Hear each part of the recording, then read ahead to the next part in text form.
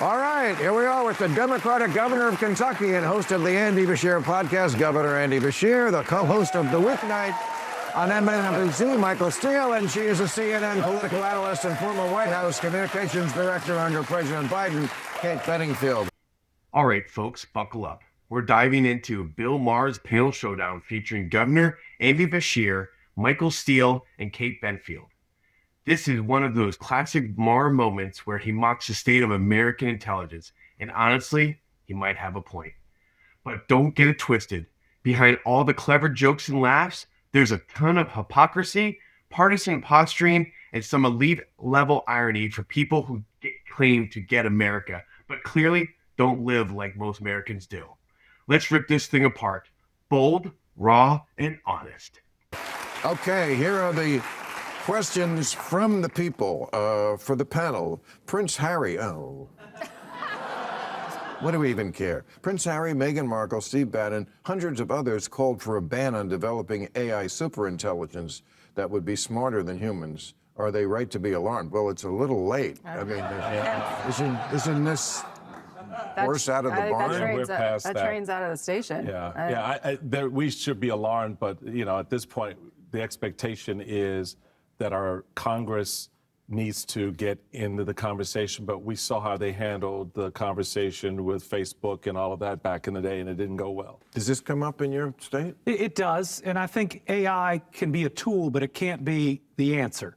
And the answer to every challenge created by AI can't be solved by AI. This can't be just a circular discussion. So I think it's recognizing that it's coming, recognizing that it's going to cause a lot of changes, but then creating the right guardrails to try to handle it responsibly. But didn't they already pass a law? Didn't Trump pass a law that said no guardrails?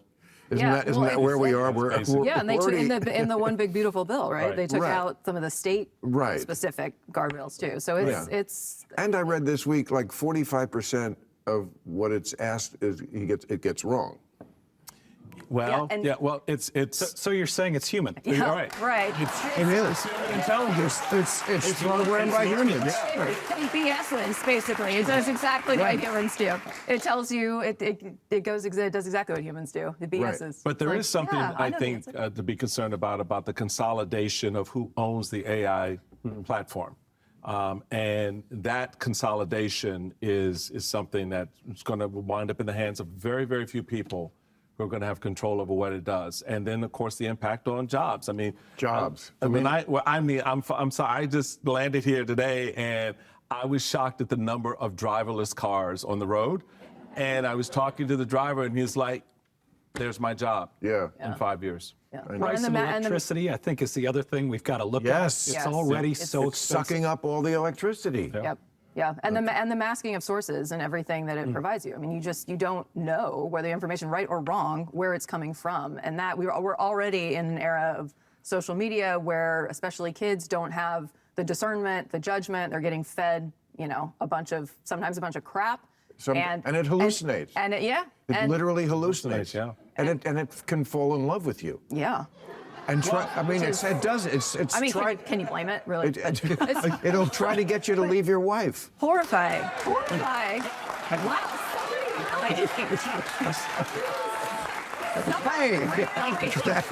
And it also does some bad things. Just told on themselves. Maher starts by mocking the AI panic, tossing out that classic "trains left the station" line. And right out of the gate, you can see how detached this whole table is. They talk about AI like it's some fun text toy or a philosophical thought experiment. Meanwhile, actual people are losing their jobs to driverless cars and cheap automation. Michael Steele tries to sound alarmed, saying Congress needs to get into the conversation. But come on, Congress couldn't even regulate Facebook, and now these same people think they're going to control superintelligence AI? That's delusional optimism mixed with political cowardice. Then Beshear jumps in with that politician's safe line, AI can be a tool, but not the answer transition. Please, that translation has been worn out years ago. We have had no idea how to regulate it in either way. Exactly, Bill. That's the irony AI just mirrors, the nonsense humans already put out. The real issue isn't AI lying. It's that we've normalized human BS for decades. Maher nails it here, but the rest of the panel still acts like it's some mysterious dagger instead of a mirror to their own incompetence. What does the panel think of Trump's latest group of pardons, including the former CEO of the crypto company Binance and former Congressman George Santos? Well, I mean, He takes care of his own. Yeah. all I could say is he didn't do Diddy. He didn't do it. Not this week. Diddy's not one of his own. He's next week. Well, you know, I mean, I made a list of all these things that are Trump does that are like not unprecedented, but also completely unprecedented. That's to me the pattern. Like he changed the White House. Like I said, lots of people have done it, not to that degree. Go to war like he's doing with Venezuela without congressional authorization. Well, let's, you know, that's every war since World War II. Pardons, family corruption. Hunter Biden, again, not to this degree. And, you know, everything he can point to and say, well, they did it, and I'm just going to take it to the nth degree. That, to me, is what this is. He pardons his friends. He doesn't even make he doesn't even try to hide it. He's my friends, if you like me, I like you, you get a pardon. If not, if you check the wrong box on your mortgage form, He pardoned George Santos, saying at the end he always votes Republican. Yeah. And that is a reason, or at least commuted the sentence. But there are consequences to all this. You look at the rioter he pardoned from January 6th, just made a death threat against Hakeem Jeffries. If you let somebody get away with violence, they may cause it again. Yep. Now Maher pivots hard, talking Trump pardons, and this is where the hypocrisy is screaming. He points out Trump's unprecedented corruption, pardoning friends, political allies, and the occasional crypto con artist. But here's the truth. Both parties have done this dance. Maher admits it, says, well, they did it too, but not to this degree. That's the classic Beltway double standard. It's wrong when Trump does it too much, but it's fine when Democrats do it just enough. Then the panel nods along, acting like they're guardians of morality, while ignoring that Biden literally pardoned thousands of nonviolent offenders for optics, not reform. Their entire conversation is a masterclass in selective outrage. And there it is. Maher's smirk says it all. This is a circus. But the deeper issue, every side does this tribal loyalty thing. Trump does it openly. The rest just pretend it's principled. Okay, what does the NBA gambling scandal reveal about how pervasive sports betting is? Well, if it spread to the players, a lot. Yeah, pretty darn pretty darn pervasive. I think.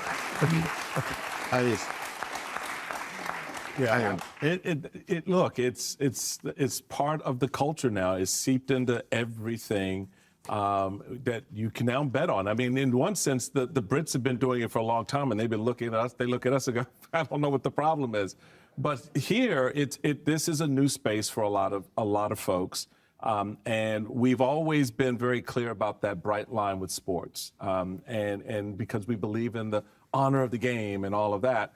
And so this news this week for the NBA is really, it's going to hit them. It's going to hit them hard in their fan base, I think, and they're going to have to figure out how to manage that storyline, because I think it cuts deeper than they may realize. Yeah, it's clear that the leagues are going to have to take a heavier hand, because this undermines the integrity of the game. People, your fan base doesn't feel like the game's on the level. I mean, it's only a matter of time before your audience erodes. Gambling got so pervasive. It did. Yeah. Isn't that what it is? Well, I remember a time when you could gamble one place, Las Vegas, Nevada, or Reno, but the state of Nevada. And then there was Atlantic City, but Well, right, and that came later.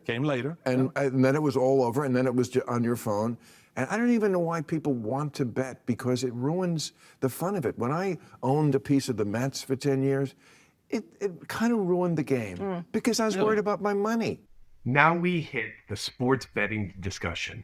And finally, Maher shows flashes of brutal honesty. He straight up admits, I don't even know why people want to bet, because it ruins the fun. That's a kind of self-awareness missing from most political talk shows. He calls gambling deeply addictive And he's dead right. But again, nobody on his panel takes responsibility for how the same elites they represent helped legalize this nationwide plat-stream betting ads on every sports broadcast. America didn't stumble into addiction, it sold it flat out. That's the most honest thing Bill Maher has said all night. Money ruins passion. Whether it's baseball, politics, or journalism, and this table is filled with people who've all cashed in on the same broken system they're criticizing. Really?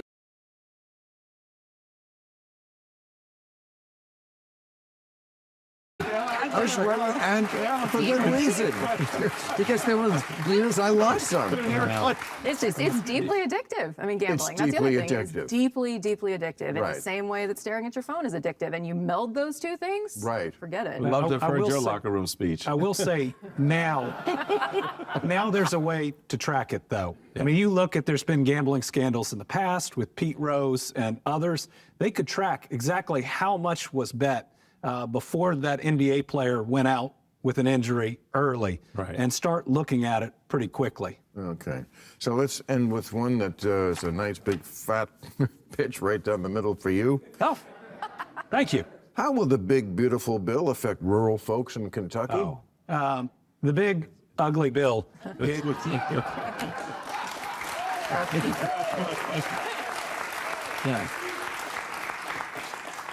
It's basically punching rural America in the face. It just is. It's going to devastate rural economies because it's going to close or significantly impact rural hospitals. Every one of my rural hospitals is the #1 payroll in their community. And so if you eliminate a large part of that payroll, you don't just close the hospital. You close the local restaurant, you close the local coffee shop, and you close the local bank. You can't take $1 trillion that's flowing through rural America out of it and not expect people to be impacted. But then there's the workforce. So right now, if you've got a clinic, you can miss a couple hours of work and see a doctor. But if you have to drive 2 to 3 hours, you're missing a day. And then you take your kids, and then you take your parents. It's going to profoundly impact America in really negative ways. So what are you going to do to make sure that is your citizens are as protected as possible? Well, everything we can. We're going to try to make sure that people don't get kicked off Medicaid that should qualify for Medicaid.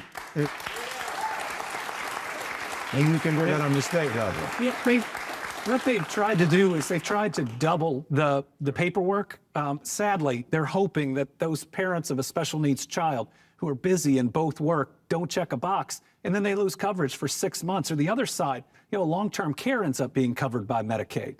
And so if you fail to check that box, are you taking your parent back into your home? Who has to stop working? How can you afford that coverage? I mean, this isn't just going to impact communities. It's going to devastate families. This is the worst piece of legislation in my lifetime for what it's going to do to my state, but I think also rural America. Okay. Thank you, panel. You're all great. We'll see you next week. Bill Maher is right. Americans are getting dumber. But it's not just TikTok and bad schools. It's because we've let a bunch of smug, self-satisfied elites on shows like this pretend they're the smartest people in the room while laughing at the people they have failed. Their episode perfectly captures modern America. A blend of arrogance, apathy, and accidental honesty. Thank you for watching and listening to our video. Please like and subscribe to our channel. We'll talk to you on the next one.